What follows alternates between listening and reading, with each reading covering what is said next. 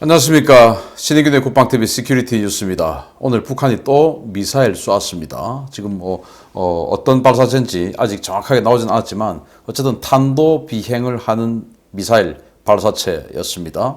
그래서 북한의 어떤 종류였는지 또 의도는 뭔지 그리고 또 저희 이 자주국방 네트워크 연구원들이 독자적으로 밝혀낸 정보인데요. 이거는 첩보예요. 정확한 건 아니지만 우리 군도 지금 미사일을 쏜 것 같습니다. 서해 이 태안반도 안흥 우리 미사일 지점장이 있거든요. 거기에서 쏜 것 같은데 여기에 또 이상한 항적이 발견되는데 이 의도는 뭔지 한번 보겠고, 지금 제가 오늘 아침에 데일리 디펜스에서 말씀드렸지만 남중국해 미국의 F-35C 추락했죠. 심해저로 빠졌는데 지금 드디어 미중 해군 간의 대치 상태가 들어갔습니다. 긴장이 고조되고 있는데요. 보겠습니다. 북한이 현 정권의 한반도 평화 프로세스 망상을 박살내는 미사일을 정초부터 연달아 쏘아대고 있습니다. 오늘 아침 함경남도 함흥 일대에서 탄도 발사체가 또 발사됐다는 소식입니다. 북한이 오늘 오전 8시와 8시 5분께 함경남도 함흥 일대에서 단거리 탄도미사일로 추정되는 발사체 2발을 발사했으며 이들의 비행거리는 190km, 고도는 20km 수준으로 탐지되었다고 합동참모본부가 1월 27일 밝혔습니다. 함흥 일대에서 발사된 이 발사체는 북한이 해상표적으로 설정한 함경북도 길쭉은 무수단리 앞바다의 무인도 알섬을 타격한 것으로 추정되는데요. 군은 이 발사체가 마 4에서 5 수준의 속도를 가진 것으로 보아 단거리 탄도미사일인 것으로 파악하고 있다고 밝혔습니다. 그러나 짧은 비행거리와 낮은 고도 마 4에서 5 수준의 속도로 미뤄볼 때 이번 발사체는 북한이 2019년 공개했던 북한판 에이테킴스 또는 대구경 방사포와 유사하지만 일부 개량되었거나 새로 개발된 방사포 계열의 무기로 추정됩니다. 이번 발사체가 새로 개발된 무기체계일 가능성은 발사 원점이 동해안 지역이라는 점, 1탄과 2탄의 발사 시간에 약 5분간의 갭이 있다는 점 등이 뒷받침해주고 있는데요. 북한은 이번 발사를 통해 정밀도가 더욱 향상된 신형 방사포를 테스트한 것으로 분석되는 것입니다. 북한이 이런 무기를 개발하는 것은 개전 초에 다양한 고도와 속도를 가진 무기를 동시다발적으로 투발해서 한미연합군의 방공망을 무력화시키기 위한 하이브리드 화력 투사 전략의 일환인데요. 이 신형 발사체의 등장으로 북한의 군단급 제대 화력 투사 능력은 더욱 강화될 전망입니다. 북한이 지금 연이어서 여러 가지 미사일들을 쏘고 있습니다. 지금 6번째죠. 5번째는 순항미사일.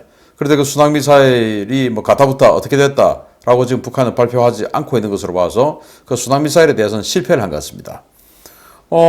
제가 데일리 디펜스를 통해서 이 북한의 순항미사일 이거 좀 수상하다 라는 것들을 또 알려드릴 테고요. 또 역시 데일리 디펜스를 통해서 북한은 그러면 왜 도대체 이렇게 많은 종류의 미사일을 만드나? 그게 바로 한국의 미사일 방어 시스템을 무력화하기 위한 하이브리드 전술이라고 볼 수 있는데요. 그 하이브리드 전술이 뭔지, 그럼 북한은 개전 초에 우리에게 어떤 전술로 미사일을 쏟아부을지, 그렇게 되면 우리는 어떻게 되는지 이것들을 또 분석해서 여러분들께 알려드리도록 하겠습니다.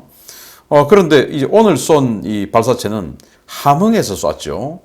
북한이 통상적으로 그들이 최초 발사를 할 때는 어떻게 될지 모르니까 발사하다가 터질지 솟아오르다가 터질지 모르니까 이 피해를 감소시키기 위해서 일단 초탄 첫 발사를 할 때는 이 동해안 해안 지역에서 쏘았습니다.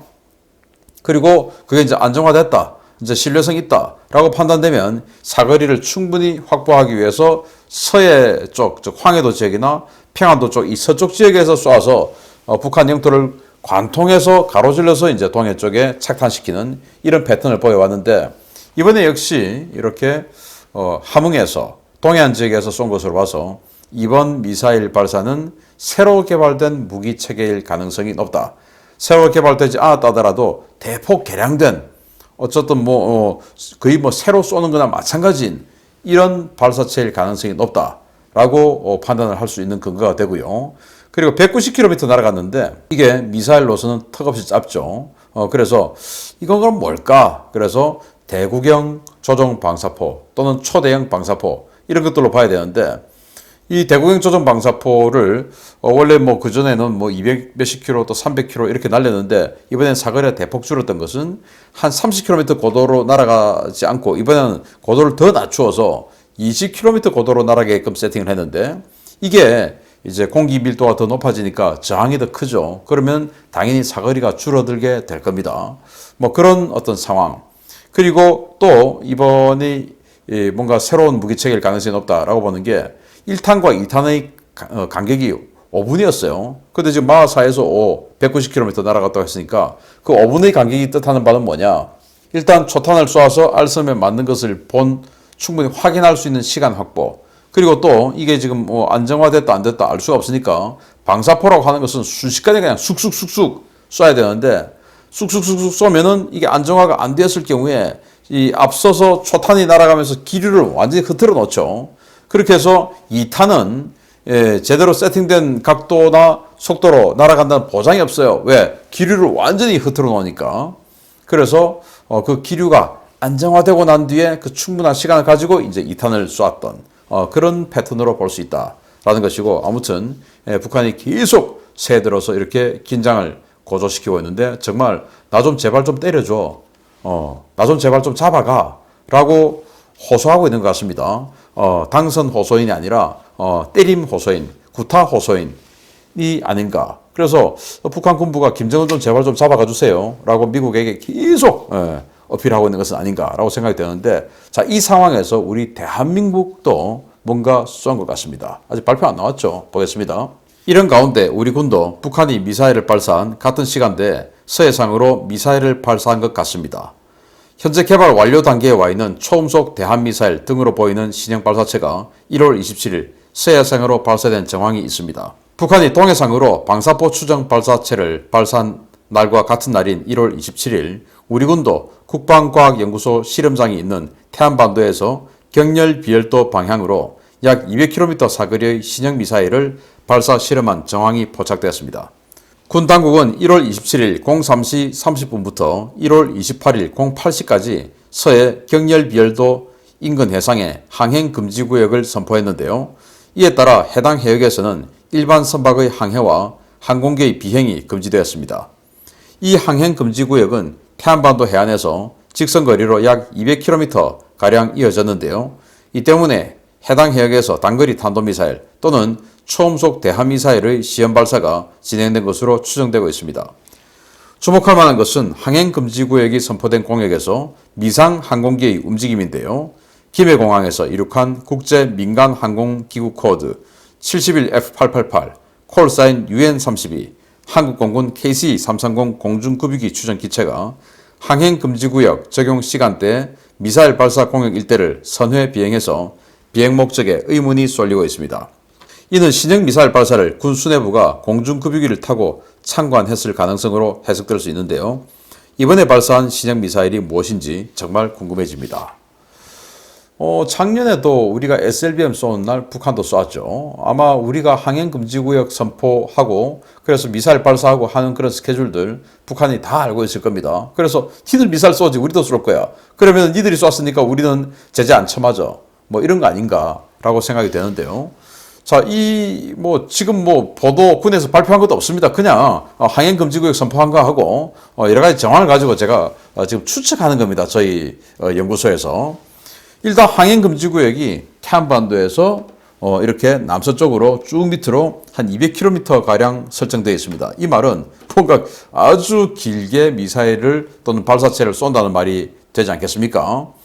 그래서 이렇게 길게 뭔가를 쏘았다 라고 알 수가 있고, 이게 이제 28일 08시까지 돼 있는데 27일이 원래 예정됐던 시간이고, 그게 이제 또 뭐 기상 상태나 여러 가지 또 이 기구 상태 이런 것들로 봐서 예비일까지가 이제 28일까지가 아닌가 생각이 됩니다.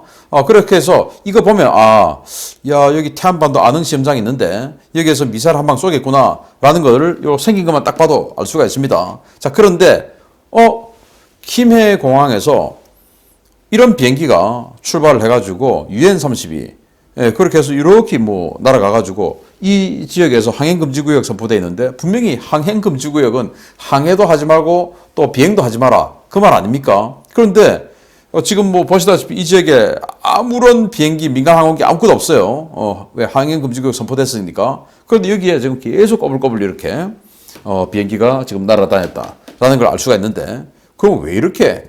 그래서 지금 도대체 UN-32가 뭐냐?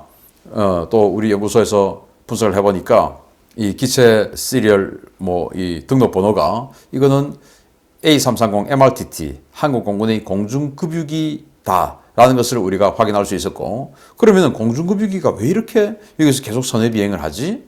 일단 이런 그 미사일 발사라든지 이런 게 없다면, 여기가 지금 군산기지 앞이다 보니까 군산기지에서 작전하는 미군들, 그리고 우리 서산기지에서 작전하는 우리 한국 공군 전투기들 이런 데다가 공중급유 해주는 그런 주유 포인트로 우리가 알고 있거든요. 그래서 그 주유하러 갔나? 라고 생각할 수 있지만 지금 미사일 발사 시점인데 그건 뭐냐?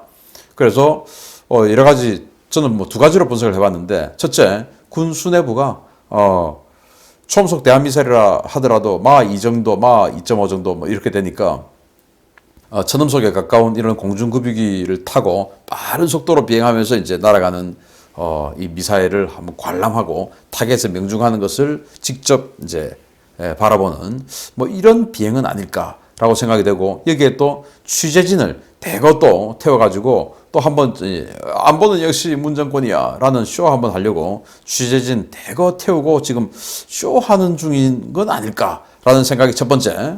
두 번째는 미 공군의 코브라볼이 있습니다. 코브라볼이 바로 미사일의 궤도를 추적하는 정찰기 아니겠습니까? 그래서 우리가 미사일 쏘니까 미국이 우리가 좀 도와줄게. 니들 지금 미사일 예전 고도대로 또 예전 속도대로 계획된 대로 제대로 날아가는지 우리가 봐줄게 해서 코브라볼이 지원을 왔고, 그 코브라볼에다가 이제 오키나와에 있다 왔으니까 거기다가 공중급유를 해주는 그런 건 아닌가라는 생각을 해봅니다. 그런 거라면은 군사적으로 문제가 없는데, 쇼하기 위해서 이렇게 공중급유기 띄워서 이런 식으로 했다라는 거는 비난받아 마땅하지 않겠습니까? 우리 국민들에게 자긍심을 주는 거, 이건 좋은데 그거 말고 선거에 활용하는 쇼, 이거는 우리가 지양해야 되죠. 어떤 언론 보도가 나올지 한번 보겠습니다. 세 번째, 정말 심각한 상황으로 치닫고 있는 남중국해입니다. 보겠습니다. 오늘 아침에 데일리 디펜스를 통해 우려를 전해드린 바와 같이 남중국해 F-35C 추락 지점 일대에 미국과 중국 함대 전력이 몰려들며 대치가 시작됐다는 소식입니다. 중국이 대규모 전투함들을 보내 이 주변을 에워싸고 있는데 남중국해에서의 군사적 긴장감이 고조되고 있습니다.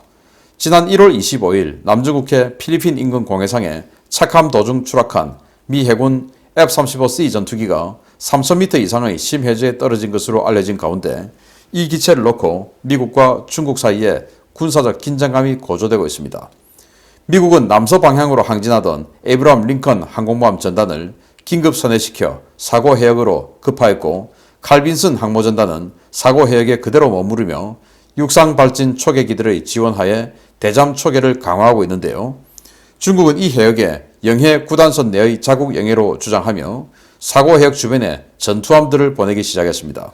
1월 26일 오후 센티넬 위성이 촬영한 위성 사진을 분석한 결과 사고 해역 주변에 중국 해군 054A급 호위함 2척이 접근하는 것을 시작으로 현재 이 해역에는 중국 해군 남해함대와 동해함대에서 파견된 전투함들이 속속 도착하고 있는 것으로 식별되고 있습니다. 미국은 F-35C의 추락 위치 주변의 대잠 경계망을 강화하고 본토에 있는 심해저 잠수정과 구조 전력을 현장으로 급파했는데요. 필리핀 영해에 가까운 이 해역에 중국 군함들이 몰려들면서 중국도 이 F-35 전투기의 인양을 위한 심해저 잠수정 탑재 해양조사선을 파견한 것이 아니냐라는 관측이 나오고 있습니다. 국제법적으로 사고 해역은 공해지만 중국은 이곳이 남중국해 영해 9단선 안에 있는 자국 영해라고 주장하며 추락한 F-35C 기체에 대한 인양 또는 접근 조사 권리를 주장할 것으로 보이는데요. 사고 해역으로 몰려들고 있는 양측 함대들의 대치가 시작되면서 남중국해의 군사적 긴장이 한층 더 고조되고 있습니다. 자, 불행한 사건이죠. 이 F-35가 칼빈슨 항모에 착함을 하는 중에 저희 추측입니다만은 여기는 이 어레스트 후크 이 고리를 이제 Y에 확 걸어가지고 강제 착함해야 되는데 이게 파손 부러진 것이 아니냐라고 생각이 되고, 그렇게 해서 이제 미끄러져 가지고 바닷속으로 들어간 것 같고, 조종사는 이제 바닷속으로 들어가기 직전에 탈출을 했고요. 그런데 문제는 그 해역이 3,000m 이상의 심해저입니다. 그런데 중국이 가만두지 않는다. 왜? 여기에 엄청난 정보가 들어있지 않습니까? 일단 스텔스 코팅, 뭐 날개 끝자락으로 하나 떼오면 스텔스 코팅이 어떻게 되냐 이거 알 수 있고, 그리고 뭐 EODAS라든지 밑에 있는 뭐 EOTS라든지 레이더라든지 이런 거 하나 떼올 수 있다면 이거 완전 뭐 초대박이죠. 그래서 중국이 지금 심해저 잠수정 탑재 함이 대만 앞에 있는데 멀지 않습니다.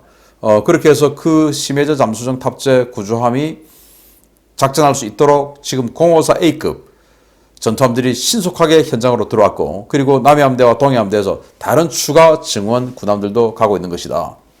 그래서 이제 사고 직후에 보시다시피 이 사진인데요. 여기 보시면 이게 사고 직후입니다. 1월 25일.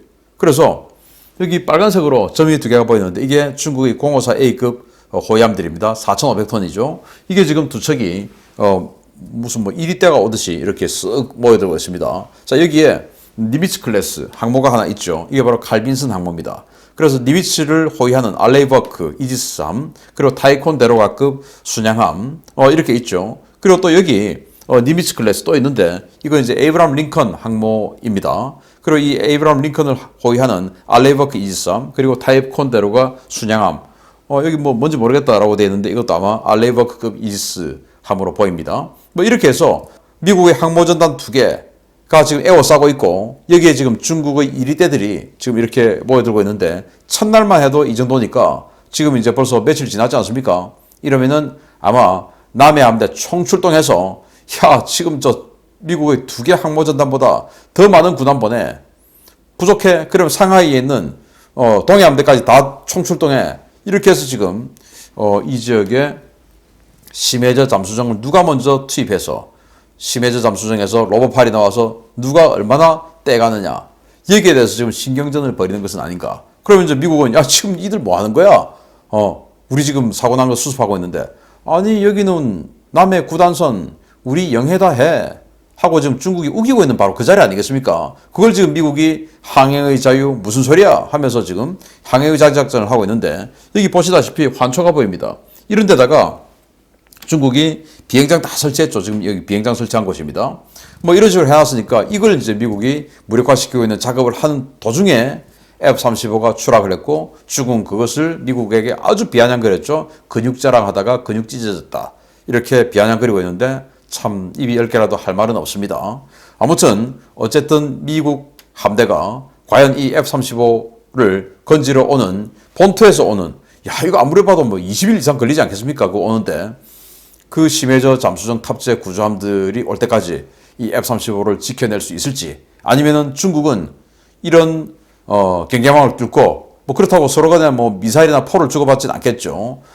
밀어내기 뭐 이런 거 할 텐데 그걸 뚫고 들어가서 정말로 F-35의 부품 또는 잔해를 확 뜯어갈지 귀추가 주목되고 그러지 않아야 됩니다. 왜냐? 우리도 F-35 운용하고 있기 때문에 우리의 적국인 중국이 그 F-35의 정보를 대거 탈취해 간다. 이거 우리도 굉장히 심각한 마이너스죠. 아무튼 미국의 항모 전단 2개가 동원이 되었기 때문에 이 F-35를 잘 지켜내기 바라고, 미국의 항모 전단 2개가 중국의 이런 그 F-35 탈취 작전을 지키기 위해서 이게 동원된 바람에 북한은 당분간 두드려 맞을 그런 진짜 김정은이가 잡혀갈 그런 걱정은 한 며칠은 안 해도 되겠다라는 생각이 드네요. 아무튼 뭐 빨리 이 작전 마쳐서 그 다음 작전으로 북한 때리기 바랍니다. F-35 지켜주세요.